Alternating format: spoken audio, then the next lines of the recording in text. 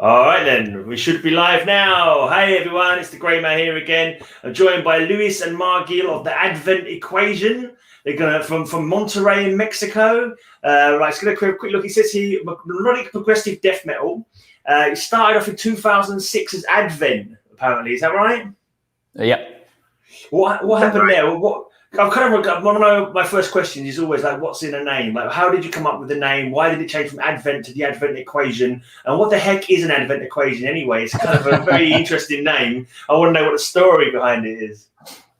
Well, maybe I can answer that. We were, as you said, we were named just Advent, and at that point we did release an extended play through that name, which is lost through time. Mostly, I don't even have a copy now. Louis does have like a bunch of them. But the thing is that when we decided to make to formalize this project, to make a full length record, we decided to change a little bit of our identity to make it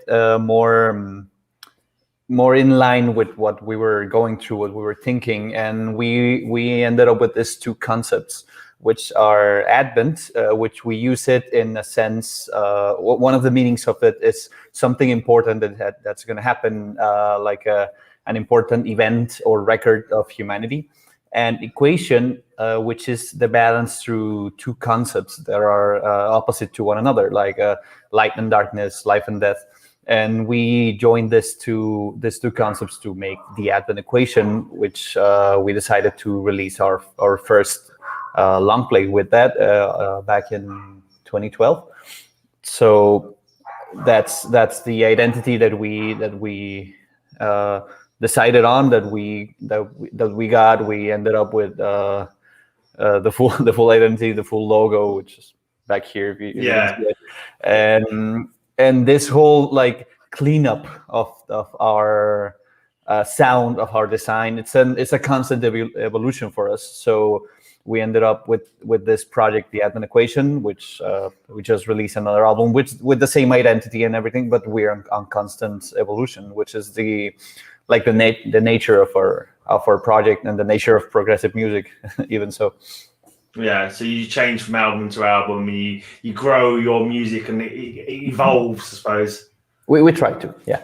Yeah.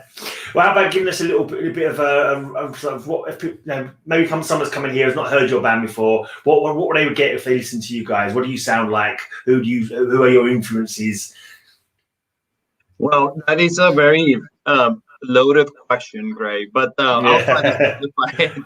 The Advent Equation, to very briefly introduce ourselves, we are a progressive metal band, highly influenced by, I would say, mainly through two main components. The first one of them is how much we like and enjoy extreme music, fast-paced drum beats, heavy guitar sounds, distorted bass, and all of that. Bands like, I don't know, Nevermore, Strapping Young Lad, Devin Townsend Project, Gojira, all in that line around extreme music that immediately boosts your adrenaline and want to make you scream and, I don't know, play your guitar, right? The other side of things, the other side of music that I personally enjoy a lot, I consider myself also a music collector. It's the 70s era prog rock. Right. And what with you put in the blender all that extreme music with now influences like Genesis, Pink Floyd, I don't know, Jethro Tull, Gentle Giant, Rush, all of that prog rock movement, yes, really for us defined something that it's hard to explain. You really need to sit down, listen to a whole record in vinyl to really understand what I mean. But what those types of musics makes you feel is what we try to combine in, as Margil mentioned before, in an equation very balanced in proportions. That's cool. And kind of you think about like the 70s prog and like the heavy stuff that you listen to, they shouldn't work together. You always feel that they shouldn't work together. Like you say, they're like opposites kind of, but then you manage to sort of like weld them together and forge them into like one kind of cohesive kind of sound, didn't you? Well, it's the full idea of mixing our musical backgrounds, or we have this. You hear this phrase from the shoulders of giants, and we try to incorporate that. Which each of us, like the four members of the band, has their own influences. We might have some like I like things, but there's also like weird influences that we each have. For example, Louis just mentioned Jethro Tull, and I was a huge Jethro Tull fan growing up. I had the Aqualung on like on a full repeat like daily. But I also hear like other things that I grew up with, like Queen or Kiss or things like that, and you get like the little things that you like from them, and you try to we don't even try to combine them, but it's gonna influence how you write and how you play and how you sing and all of that. So we try to take the best of our full backgrounds to make our own thing, and I think that it helps to have this much variety in your roots, in your pillars, because when you're writing, you tend to get in a kind of loop, and we try to avoid that to not sound too derivative. Right. That's something that I do like care a lot for, like to not sound like the same song all over again. Yeah, Trying to work around that. So it's been like 8 years. So 2012, your first album, Limitless Life Reflections, came out. So 8 years later, Remnants of Oblivion came out. How have you changed in the interim? Have you found yourself getting more progressive and like doing more of the 70s style, or have you found yourself getting heavier, or have you managed to keep the mix about the same between the two records? I think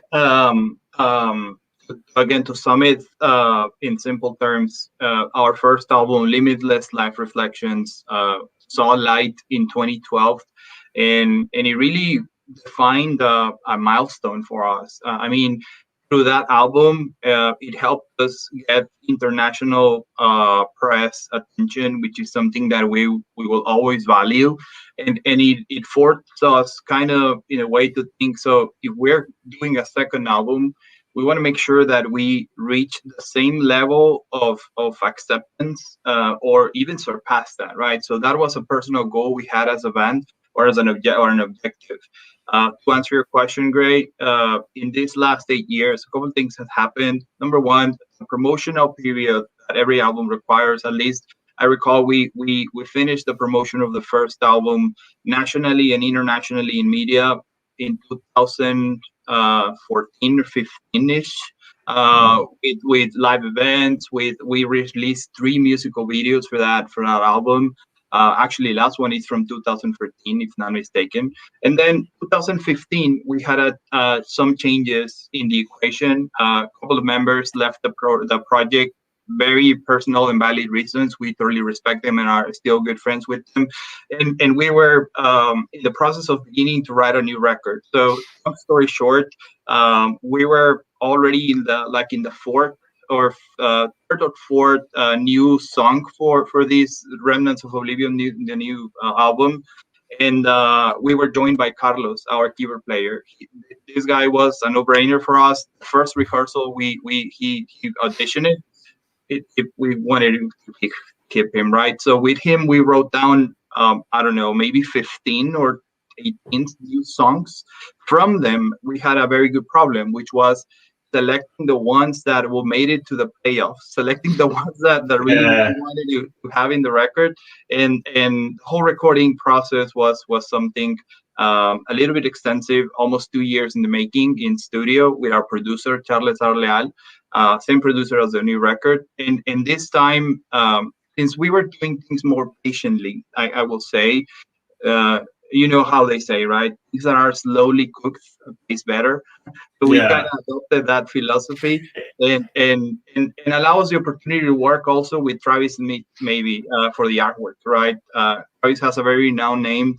He has worked with bands like Opeth, Catatonia, Amon Amart, I don't know, Amorphis, and we wanted to try out what is it to have an artist like Travis Smith, a person that we admire, as part of this new release, and we were happy that was part of it. And again, in 8 years, this is how I can sum it. And fast forward to 2020, we got the record ready. We were so anxious to release it, and we were very happy that this is the fourth month of promotion of the record, and we have gotten, I don't know, 40 or 50 reviews already internationally. We just presented some material yesterday in a festival in Argentina, and many more surprises to come. We are very happy for the reception of this new album. Cool. It was a long time coming, though, wasn't it? 8 years between albums. It's like, did you think you kind of? I know it's important to like make sure you're really happy with it and get the best product. But man, 8 years, did you kind of like lose some of the momentum that you had from the first album by leaving it so long? Maybe. I think some of it maybe because we released the last album in 2012, and we were like touring it. We were sometimes even like twice a Saturday, and some events that we were double booked, so we ran from one to the other. So we had this long period of just playing, not thinking about making a new album. When we started thinking about like, well, I have this ideas, I have this riffs, I have this new lyrics that I've been working on. At that time, it happened what Luis mentioned about our member changing and all of that. So we ended up actually Luis and I ended up like sitting down and like drawing a path towards the next album. It took we didn't really have an end date. That's an important thing to consider, because we didn't have like we have to release it by this date or anything. So we took our time to make sure that we liked it. That's I think it's an important part of any creative process. To maybe like to have a due date, it's might be beneficial to some. And to some extent, I think it at least with talking personally, pressure helps. I think a little bit, but sometimes you can look at something, you can write it, you can record it, you can go back to it, and you can find new things that you want to change. We almost have none of the I should have done that in the album with this new album, which I really appreciate, because the last album does have like a couple of parts like that for me personally. That I listen to and I go like, maybe this bar would have been better if we had longer. This vocal could have been added. The thing with this album that also happened, maybe we would have released it a little earlier.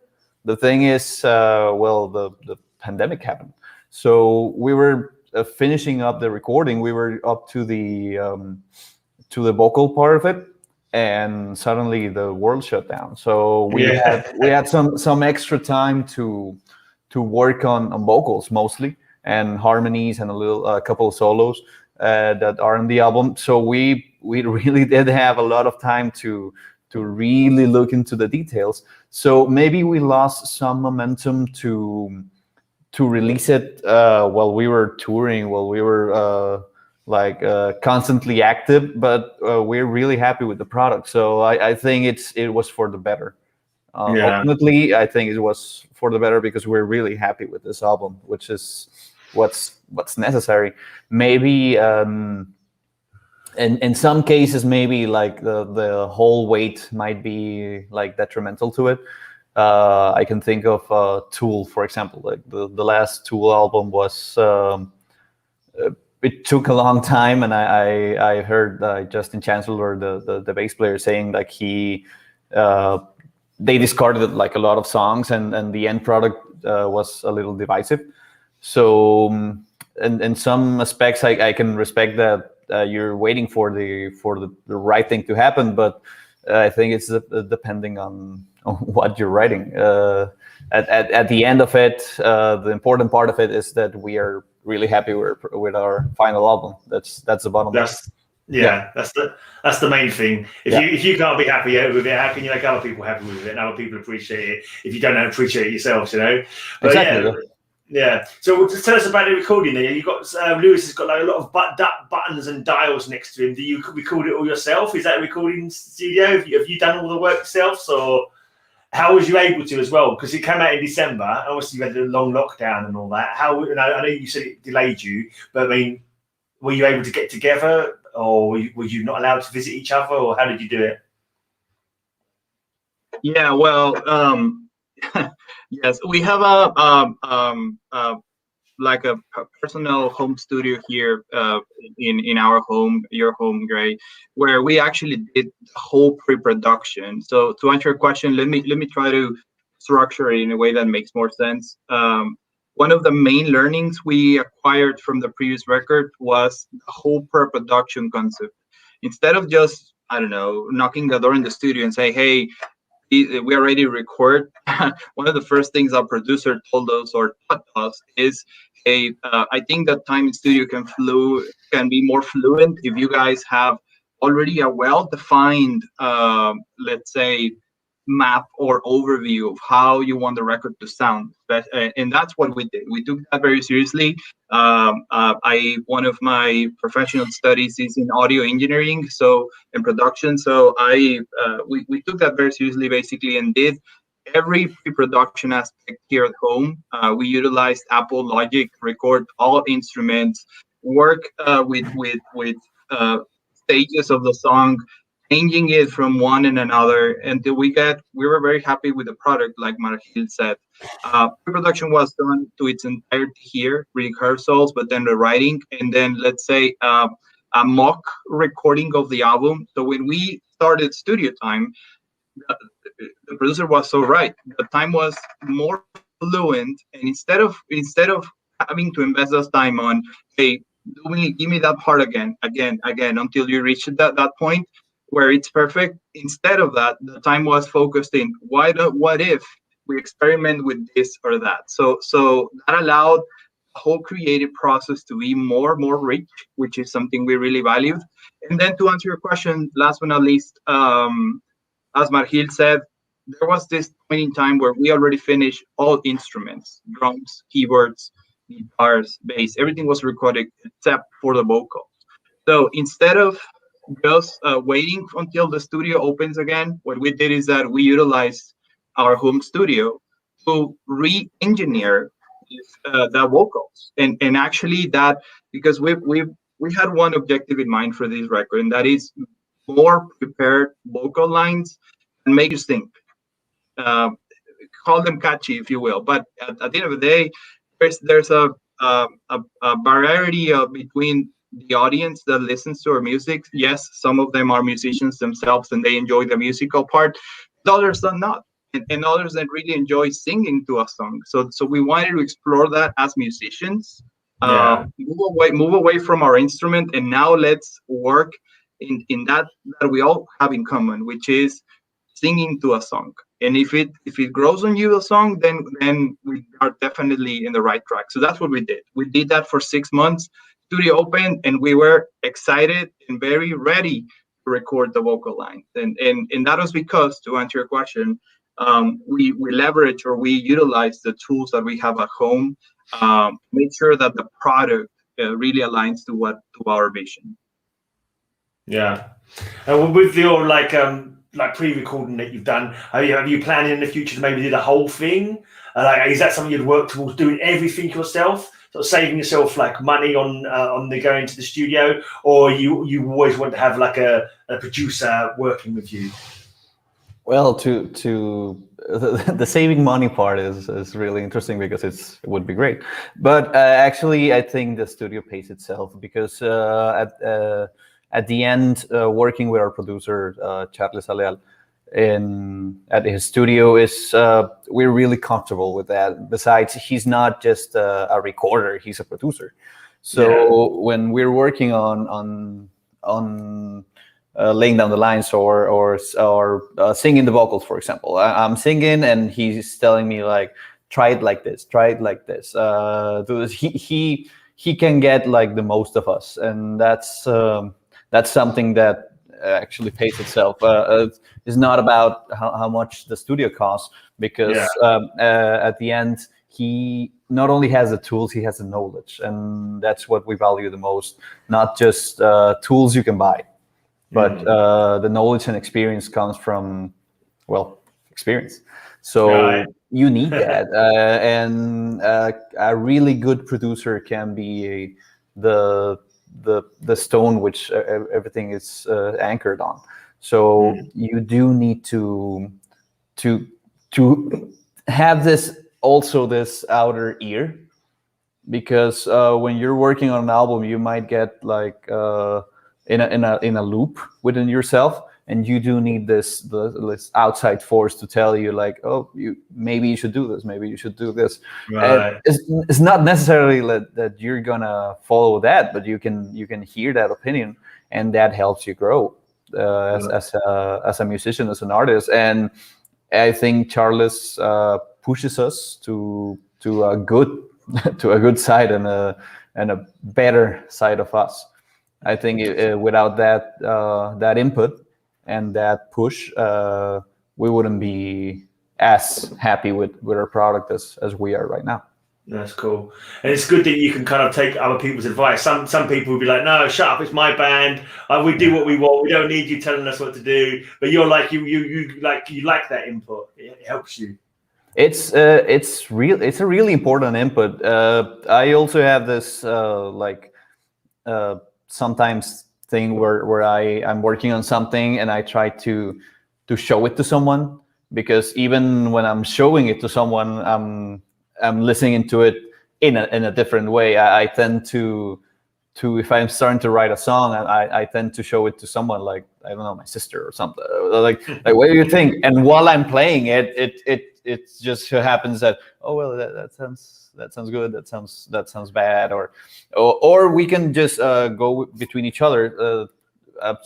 Sometimes on the lyric writing process, Lewis and I just like bounce off each other with ideas, and that helps, because if you just do it alone, you tend to repeat yourself, and that's something that we don't really look for. We don't really search for. We try to push each other to be our best. Cool. If I look at the CD case, is your sister like put down as like partly helping with the songs? Is she credited for like helping you with this song? It's an unspoken credit. That's terrible. If she's listening to this now, she's going to be like, well, why did you not give me credit for that song I helped you with? Oh, she knows I love her. Let's talk about actually the writing of the songs. How does that work? Do you all make your own riffs, or do you get together for a jam and then thrash it out, or do you send each other ideas? How's a typical song get written? I think all of it. We tend to work on. Well, I had this idea, and with the easiness now to record it, we each have some equipment. Lewis has a lot of knobs. He's got lots of buttons there. Yeah. Very impressive. And we do have this process where we tend to write things and show each other these things. Lewis actually just started playing with his new toy, the Kemper floor model, and he recorded some things just to play with it, and it sounds pretty great. And we can part from that.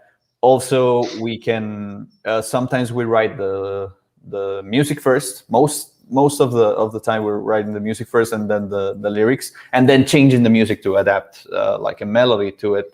And we found that this works in general to start with the music and then morph it into like a vocal song, because we did have a producer on our first extended play. He was a different producer. He did tell us something that is always resonating with me and Lewis as well, as we were talking about this, that when you finish a song, you finish 100% of the music and you add lyrics to it, the music becomes 50% of it. So we try to work it in that way, to make voices more have a more like titular point in the songs. So we were writing this new album based on that, on making a little more structured, maybe, to comparing it to our previous album. I think this way of working helps.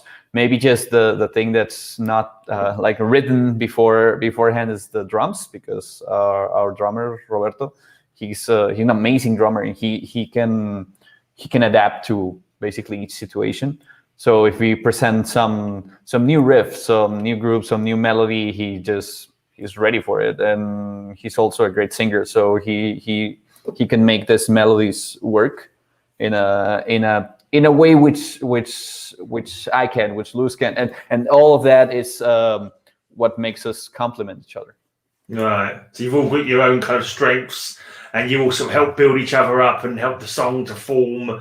Like, it sounds like a lot of bouncing ideas back and forth. I mean, because you say it took 8 years to sort of get it all ready, obviously various factors. But how long does it take you to write a typical song? And will you write a song and then you come back to it and go, actually, let's change this again? Do you do that a lot? Do you keep finding you're always renewing it? Well, yeah, that happens very often, Lee. But I really like your question, and as I was thinking through what would I answer in addition to Margil's answer, I think it all begins with a starting point. It can be an initial riff or idea made by Margil, by Carlos, by Roberto, or I, and I think Margil explained it very well. Personally speaking, whenever you get new equipment, you get excited, right? So the moment I connected the new Kemper profiler, I'm so excited. I even have a background on my computer on that, right? So the moment I got connected or hooked up, I don't know, music started flowing, and I wrote a couple of riffs that I needed to record. I recorded them in Apple Logic. So the next time I saw these guys, it was like, hey, I already have a starting point of what could be a new song. Right, and that is what I think happens frequently. If I go back to our library of ideas for new songs, we will find like 15, 20, 30, I don't know, starting points. And that's when we as a band decide, hey, this one has potential. Or, you know what, we are so honest to each other, we can say, hey, you know what, that really sucks, man. We are not investing our time there, right? So, but others have a lot of potential. And something, generally speaking, it all begins with an instrument piece. Very rarely, but I'm not saying it has never happened. Actually, in this record, happened at least twice. It begins with a vocal melody line. There are two songs, "Remnants of Oblivion" and "An Eternal Moment," that actually began or were made after a vocal line by Margil or by Roberto, or the drummer. So, I guess to answer your question, it all begins with a starting point. And then how much time are we spending on that starting point? It can depend 1 week, 2 weeks, 4 months. It has happened to us, right? We don't know, right? But the main idea is to have a solid starting point that motivates you to grab your instrument and motivates to rehearse towards that. Mm. Right. When it comes to the songs, then let's move on to the vocals, the lyrics. So you say you bounce your lyrics backwards and forwards sometimes. What kind of subject matters interest you? What do you sing about with the Advent Equation? Well, that's a really good question. It goes on for a little bit. The thing is, with our lyrics, especially, each album has its own concept. We do start with a full concept before adapting like previous ideas or writing new stuff altogether, because we tend to have this like rough concept, and then start making it like more direct or more specific to it. And for example, in our last album, Limitless Life Reflections, has this full concept of the time and the specific time before, during, and after, like a cataclysm, like something unexpected, something that just happens in a flash. we do have this concept over and over again on it. And the lyrics, if you look at them, they have a flow of a sort of a story. It's not necessarily a story with any kind of characters or anything, but it does have this flow of things going on before, during, and after. And with Remnants of Oblivion, we did have this this whole brainstorm. We do a lot of brainstorms actually to get creative juices flowing, and the main thing was well, what's the main concept of this? What do we want to talk about? Do we want to have to be personal? Do we want it to be like more specific? Do we want it to be about things in specific? And we ended up at this exploring this concept of creation, exploring this concept of entropy in general, and with several texts by mathematicians, by physicians, by astronomers, and some of it is actually based on the writings of Carl Sagan. The whole concept of life beginning at the stars. That was one of our main like quotes on it, and we do work with quotes sometimes to take something from. For example, on our last album, there's this line about the sea and how time erodes and everything, and that's what the concept that we wanted at that time. Now we have this full-on concept of a dying star. What happens when a star dies and all of its particles and atoms go through the whole universe and end up as something else, like as matter becomes something else. And we had this like really broad concept, which is a really complex idea, and we said, well, okay, well, now let's make it not so complex and write it down through lyrics and also through music, because it's not just like, this is a heavy riff, it works. No, we wanted something that sounded in accord to the lyrics that was on it. We actually had this like workflow, if you would call it that, where we ended up putting up the ideas one by one, and it was like, we have to make this concept here. It's like the birth of the destruction of the how this works. So the album is not just plays because it's not just selected through songs that they not only flow right musically, but they also have this overarching theme to it. And we try to work through this concepts, not just thinking about singles, for example. It's a whole album. Right. Yeah, that's mostly it. Yeah. It's quite deep for a heavy metal band. That's quite. It's like, is this something that's interests you? The cosmology, is it, and all that kind of thing? Is that something that interests you? Are you into like science and the theories of like how we came to be, and we're all just star matter and all that kind of thing? We're all made up of star matter, aren't we? And when we die, we go back to this. I don't know. I wouldn't say, but like no matter dies or something like that. It just gets reformed into something else somehow. It's it's quite kind of mind blowing. Did you like I don't know, you don't sit there getting stoned and like think all these things up, do you? Or like, it's the kind of conversation people have when they're not on their normal mind level. Is that part of the equation, or is it just? I think it was well, yes and no. Yes, because I believe some of the things that we have in common as a band, we all like, I don't know, sci-fi movies. We like, I don't know, strange video games. We like, I don't know, H.P. Lovecraft when it comes to reading, things like that, right? Yeah. But I think it was not necessarily coincidental. It was what I don't know, what motivated us the most. I remember reading that theory that we come from stars. When a star dies, components are left in the universe, and then after they travel is where carbon, oxygen, and everything we are formed of. So I was like really blown away by this concept that I proposed to these guys. Hey, what if we write an album towards or based on that concept? I don't know. Yeah. Maybe the next record will be around a different, very different concept, right? It really is what motivates you at the moment, right?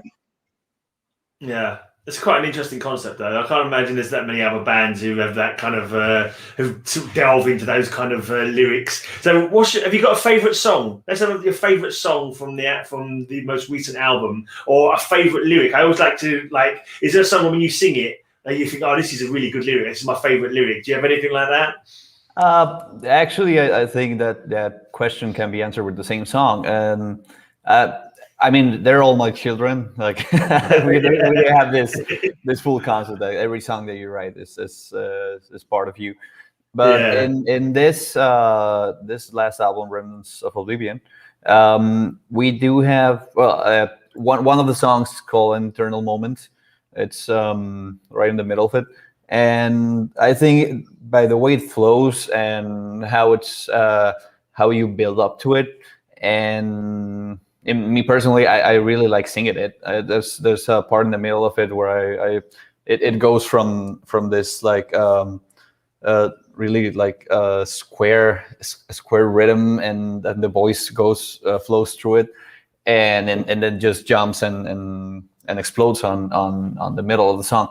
And I think that's my favorite part of the album, to play it live when we're rehearsing and everything. I'm waiting for that moment, which is something that feels amazing, instead of like fearing a part that's too hard, something like that. I think that's I mean, we like all of the songs, but it feels really nice, especially when we're rehearsing, and we just recorded a live session that we'll be uploading at some point soon. And while it was stressful to record it, because you're never like you're recording it, this goes live, but that part felt like, I don't know, it feels like home. I mean, I really like it. When we were pre-writing it on Lewis's house, I remember that part that it really just resonated. It was like, how about I try it like this? And it was like, yeah, just go with that. That's How good. about you? That's good. How about you, Lewis? You got any bits, any particular lyrics or anything that you really think really rock your songs? Yes, and coincidentally, it's basically the last two songs of the record, and and the reason why I emphasize that is how much time have you grabbed a record, and you wouldn't imagine that the last two are the ones that maybe the band enjoys the most. So it is my case, right? And I'm not saying it's everyone's case, but it's mine. And the reason behind I like them so much is because they are both part of the same concept. The name of that song is The Creation, and it's divided into two opposite parts, Hypnos and Thanatos, which at the same time, both Hypnos and Thanatos come from the Greek mythology. They are They are brothers. One of them represents death, and the other sleep. And throughout the lyrics, did you say Hypnos and Thanatos? Did you say? Oh, yeah. I didn't catch the first one you said. Both times I kind of missed it. I was like, maybe you said sleep. Yeah. Yeah, I think it's an accent thing, maybe. Yeah, that as well. Yeah. Yeah. Well, those two songs they are very different, but at the same time they have very things in common, or that make them so alike that when you catch them, it really for me makes I don't know, my skin I don't know, it really creates a different experience for me. They both, even when they are very opposite songs, they share a chorus, and you wouldn't imagine that a chorus that is usually sung in a very clean, Pink Floydish song can work in a very extreme song as well. So that's why I enjoy them. Cool, that's cool. Right, let's talk about live then, because you, like we were saying before, that you used to do a lot of gigs, sometimes touring one day when you were double booked. I mean, how active have you been with gigging? I mean, is there lots of good places to gig there? Have you travelled far afield, or has it all been within your own little area that you've done your gigs? There's a lot of that. I mean, we used to gig a lot. We used to gig locally, and there's a lot of places here where you can play, like small venues and really large ones. And we've had the joy of playing to uh, thousands of people, and I don't know, 30. Uh, which They're both which is joyful in their own way. yeah, which is okay. We even have this one gig, and we all remember it fondly when we had just presented the last album to a couple of thousand people, and then we had this private, like really a candlelit little gig where we were just joking around, playing covers and all that. We had a lot of fun there in a little bar. And we did have like several out of city gigs there, other like places here in Mexico, traveling to play, going back, all of that, which is it's a really weird like vibe. You're playing for different people that might never heard you, but which does happen with what happened to us is that we went to other places to play, and people were really interested in your music because you were from outside. Is this whole like no one's a prophet in their land kind of thing. But since I don't know 2015, I think it was like the last time when we stopped gigging, when we got some changes in the lineup, but we started writing. That's basically when we started writing this new album, like in its infancy. Not recording anything yet or anything, but we started to work on that, and basically we just worked on the album. So there hasn't been any gigging lately. And lately, the only thing we had was the live session, which we readied ourselves for. But actual like gigs, we haven't even like formally presented this album live yet, because there's no way to do it yet. But we're hoping that soon we can work on some like formal presentation of it and start to play it live, which ultimately is something that we're really looking forward to. Yeah. And the other part of it, Gray, if I may add, and I don't want you to categorize me as Louis the optimistic here, right? But even when we haven't been able to be there physically, this whole concept of live sessions, I personally I am enjoying it a lot, because just yesterday we were able to showcase I don't know 25 minutes of our music for an audience in Argentina. Next week we will do the same for Brazil, and then we don't know, maybe in the next couple of weeks or months, why not doing a festival in, I don't know, England or Sweden or Japan? You don't know. At the end of the day, this whole live session concept, I think it's bringing us closer to each other, because all that distance is really removed because of what it enables. So that's one part obviously you are forced to adapt to, and I definitely miss going into a road trip with these guys, right? But at the end of the day, that's the other part that I find very I don't know, very helpful for the band. Yeah, there's a lot of online kind of gigs. There's one in London that does one every month. I just had a little picture in my head when we were talking, like, because I was thinking VR helmets. If we can wear VR helmets and we can have like virtual gigs, like with like virtual crowds, they all wear VR helmets. That could be the way forward. Yeah, and you connect that VR experience. I don't know, the smell of a beer or rotten beer, or I don't know, like a drunken guy. I mean, BO and the smell of vomit. You can have the full 4D experience. The whole thing. Have you actually got any, like, I mean, I know it's hard at the moment to actually make any plans for gigging, but any proper, I mean, are you, say you're doing, they haven't had a proper gig since 2015. Are you nervous at all about getting back on the road and getting back in front of people? Any butterflies? Well, I think you always have butterflies. I mean, we've had like big concerts, and to be honest, I still get nervous right before getting in there.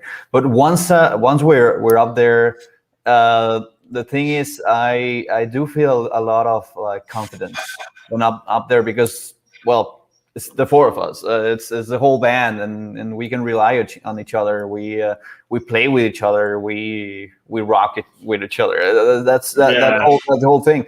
More than nervous or like butterfly, I think I'm more excited to No. to play. I Yeah. mean, we were rehearsing and for this live sessions, and we recorded the live session, and the whole thing was more exciting than stressful. Yeah. Like, yeah, it's just a taste, but you want more of it. And what more do you want than to feel an audience like Yeah. react to what you're doing, and in our part to try and transmit what we feel while playing it, and when we record it. I'm really excited to get back on stage, to be Yeah. honest. And it's weird because once I remember we had like the first like big gig for the actual extended play that we were mentioning back there. We played for around like 800, 900 people. It was like scary, but it was great. It felt amazing. We Yeah. were playing at this like medium-sized venue in our city and everything. And a week after, I had like a boys recital because I was studying. I was still like studying vocals. I was studying classical music, Okay. and I had this my first recital like for, I don't know, 30 people, six of which were my family, and I was scared. I was so scared of it because it was just me and a piano, and Yeah. that's a very different experience. I always remember that when I'm playing. That's I just It's played for strange. 900 people. What's Yeah. going on? But it's a real different experience to have these guys backing me Yeah. up, and me trying to back up these guys. Right? Yeah. We It's rely on interesting. each other.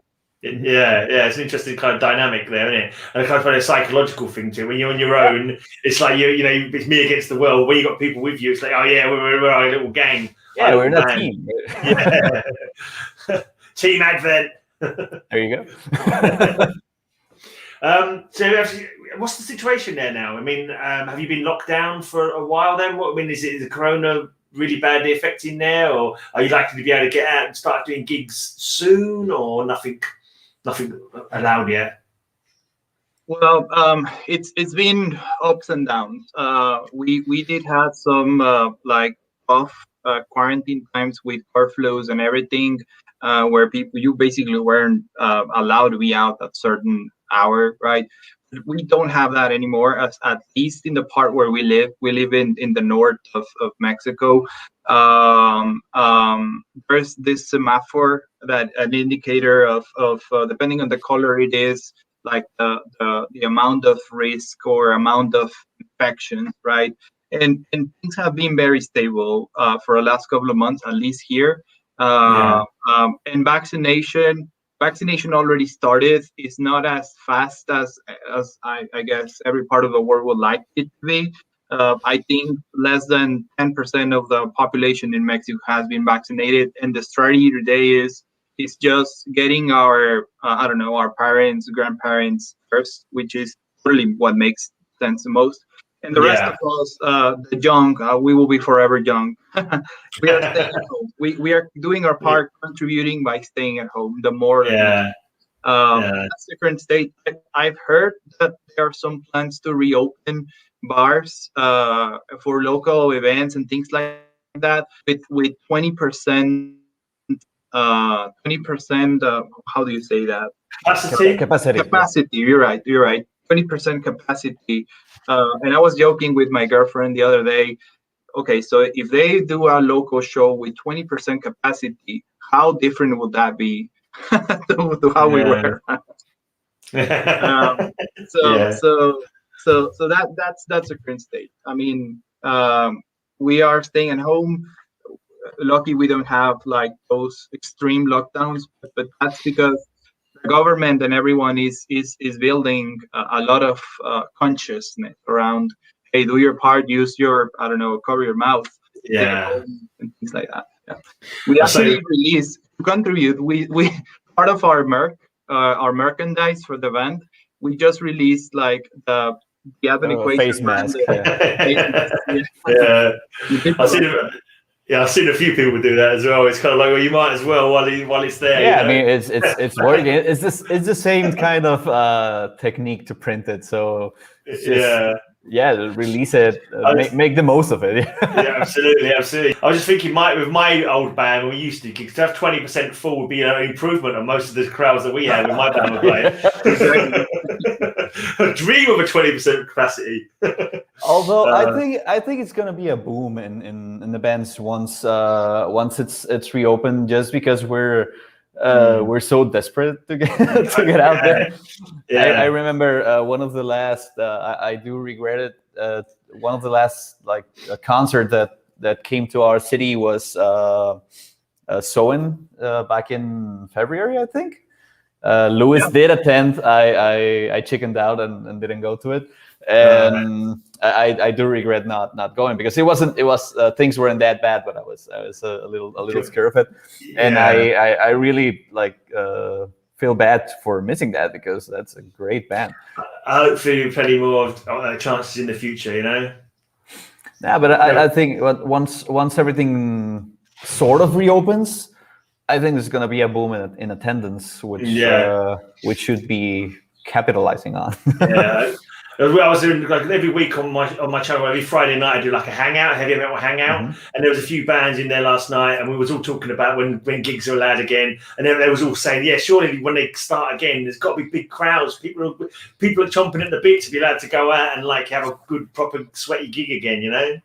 So let's hope that's the case. A little less sweat though. A little less BO. You can sweat. Yeah, well, you know, it will happen. Put some deodorant on it. Please. Right. Have you started writing for the next release yet? I mean, are we going to be? Is it going to be another 8 years? Are you going to concentrate and you want to get it out quicker, or you got no plans? It will come when it comes. How's your thoughts for new releases? That is tough to answer, because to be very honest with you, and I'm answering because you asked, Gray. Thank you for that question, by the way. We have we have a couple of ideas worth to be explored. Songs that didn't made it to the playoffs, to the previous record, we need to evaluate. I don't know, backstage or in-house, we are already starting to think on the writing process, but not in a public manner, because like I previously mentioned, we are just in the 4th month of promotion of this new record, so we don't want to send like a confusing message to our people, so that's why, yes, we might be writing home, but we are not making that public yet, because there are way too many surprises. I can answer some of them right now. For this new record, there is definitely a couple more musical videos. There is a vinyl version of it in also in the kitchen, right? so things like that we still want to utilize 2021 for, which is living and enjoying remnants of Oblivion. Yeah, giving it proper promotion. Exactly. Yeah, getting it properly out there. That's cool. I was thinking, I put a question down earlier on when you were talking about Jethro Tull. Any plans of putting any flute on a future release? I don't think so. Maybe a collab with some band that does have a flute. I actually wanted to learn to play the flute right after listening to Aqualung on repeat, the album, not just the song. Because there's this actual song, and it's called My God, which I've never understood if it's positive or negative towards religion, because it like varies to it, and it has a big flute solo in the middle with like wards on the middle of playing. It's just amazing. It's Ian. No, No, I don't know. The name of the Jethro Tull guy.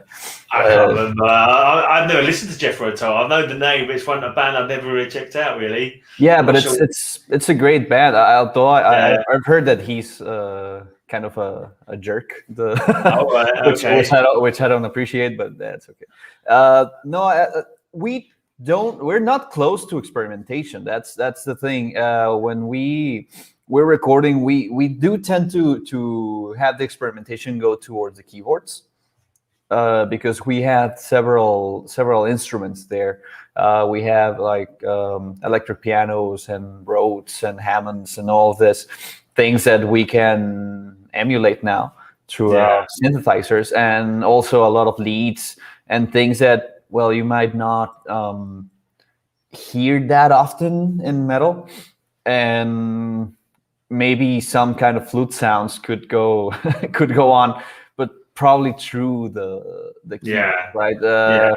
It's kind of a creative relief to have that endless possibility of synthesizers. I mean, maybe we'll have a song that goes a little harder on the synths and have our little Emerson, Lake and Palmer song. I mean, I'm not. We're not close to the idea. We're not close to. It has to be this extreme. I was actually just thinking about that bands that have like this the one member like like the one member with bagpipes, the one member with the trumpet, and it's like you're writing the song and you have to add it. I think the versatility of synthesizers works for us also, and in our sound you tend to think like, oh, guitars is like clean and distorted. It's like, no, there's a lot of things going through that process. The clean process goes through chorus, reverbs, and delays, and all of that. And we're very like meticulous with our sounds, like the bass sounds and the vocal sounds. If you were to look at the whole like voice processes, it's amazing. That's also thanks to our producer. But we do like to experiment. There's this song that's on our last album that's called A Violent Motion that has a keyboard solo, and the sound of it is like a little electric piano, which is, at least in our country, more related to a certain type of music that is completely different from what we do. It's more Latin music, and we had this sound in our like really metal song, because that's a really like it has like tints of black metal and all of that. And this to have this solo on this instrument that's normally put in like salsa songs and things like that, it's a nice like contrast. We tend to like that. We tend to have these little surprises. Something different. Yeah. So maybe a flute solo is not. Yeah, what about maybe a cover version or something, like a 70s prog, like doing your own sort of like heavied up version of an old 70s prog song, maybe. That would be amazing. I think Lewis has like a list of songs that would be great to maybe some live covers. And in one interview, what was it, Margil? Was it "I Want You, She's So Heavy" by the Beatles? A song that would be interesting to play, our kind of version or approach to that. Yeah, we do have several songs that we constantly like tease each other with on rehearsals. That besides our keyboard player Carlos knowing all of the songs all of the time, if you just mention the song, he just goes straight into jukebox mode. He's cool. That's cool. Right, coming up to an hour now. I've got a question here from someone, my mate in chat. Has any TV show ever influenced you musically, maybe lyrically or the music? Well, specifically a TV show, we were talking about Carl Sagan and Cosmos, so I think that would be like the main thing because we did have like a direct influence on it. But I think all of the media you consume in one way or another is gonna shape the way you write things or you make things creatively. So I think, but more directly as of right now, I think Cosmos by Carl Sagan. That's that amazing series which brought like science to the masses and all of this. I don't think I ever saw that. I think I heard it. I thought it was a book. I heard it was a book, but I don't remember ever seeing that TV series. I don't know if it showed in the UK or not, or whether I just missed it. I don't know. I've kind of heard of it like through other people, but never actually saw it at all myself. I think it's. I think you can find it, but I'm not sure if it was shown in the UK. It was the book Cosmos, but it also has this series, sort of like I don't know, the whole Hitchhiker Guide to the Galaxy thing, which was first it was a radio show, then it was a book, then it was a series, and all that too. And then the animated thing through the BBC and all of this. It's all sort of mediums working together to make it. Actually, let's just go talking about comic books. My channel is all about heavy metal and comic books. Do you guys like comic books at all? I do consume. I do still consume a lot of comic books. You have this Alan Moore vibe going too. Exactly. Yeah, I know. Yeah, show him, Margiel. Show him your new tattoo. Probably that answers the question as well. Well, this is more anime-like, but it's a Neon Genesis Evangelion tattoo. Oh yeah, right, yeah, the manga-y anime kind of thing. Cool. All right, guys. Well, we've gone over an hour now. It's been great talking to you. I've got to shoot because I've got another stream in half an hour. I'm doing a comic book related stream where I show different comics to we have friends. It's a good laugh. I mean, hopefully. If you get anything else out in the future, if you ever bring out that covers EP and you want to promote it, you can come back on and we can chat about your new cover song EP or whatever. That would be great. It was a great chat. Yeah, and if you also do Friday night hangouts as well, if you want to come on a Friday night with some other heavy metal guys and just chat about whatever you want to chat about, just message me if you want to come on sometime. That's it, really. I'll let you finish off. Also, did I ask you guys about doing me an intro for my podcast? Because I always like to get intros from people so I can use it at the start of a show. I don't know if I asked you guys or not, but if you can do me like a small MP3, just say, hi, this is so-and-so from the Advent Equation. You're listening to High Speed Hangover Podcast, and then I can use it at the beginning of one of my shows. So if you've got a couple of minutes to do that for me at some point, that'd be cool. Sure. We can send that. We can send that over. Definitely. Some point during the day. Right, I'll let you guys just sign off wherever you want to sign off. If you want to take it to just to sort of like, I don't know, give message to anybody or tell us your plans or anything, or tell us the meaning of life, the universe and everything, that'd be cool. It's 42, Yeah. But we want to thank you for inviting us. So we're great, and we want to thank the audience for listening to us ramble about music, the cosmos, and such. And we want to remind people that they can find us over on any social network like Twitter, Instagram, Facebook. You can add it there.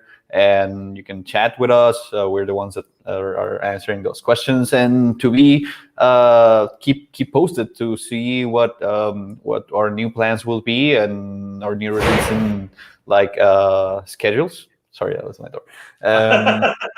And you can follow us on Instagram, Twitter, and all the social places, and you can also listen to us on Spotify, on Deezer. I think it's more used several other parts of the world. iTunes Music, anywhere you can find music, we're probably there because that's how it works. I was going to say, actually, I haven't mentioned it already, but in the description for the video, there is a link to my blog, and on the blog, I'll put all your links in there. People can listen to your stuff. So check out the link down below. Go and let's get a big screen. Look at this awesome CD that you're showing here. That's actually our new European version of our album. Oh, cool! Who's brought that out? Is that Concreto Music or Concreto Records? Who is? Let's put you back on full screen. Oh, I can't see that still. Full screen. Who is it? That comes from Prog Metal Rock Promotion. Prog Metal Rock Promotion. Okay, not heard of them. That's cool. You can search that. You can find that if you want to buy it as a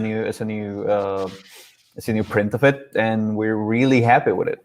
We're really happy with it. Just arrived to us here in Mexico, that version. We're really happy with how it turned out. Cool. All right, guys. What is this? Do you know this guy? Smile. Bye. Bottoms up and cheers. Stay loud, stay proud, stay heavy, take care, be strong, and stay safe. Sounds like a good way to sign off. Cheers, guys, for coming on. That is a good way. Yeah. Tomorrow I'm doing an interview with a band called Killer Course. If anyone wants to come back and check that out tomorrow, I'm doing an interview with them. Next week, I can't remember who I've got next week, but come in, just subscribe to my channel, everybody, so you can get updates of who I'm chatting to and what I'm doing on here. Cheers for coming on, everyone.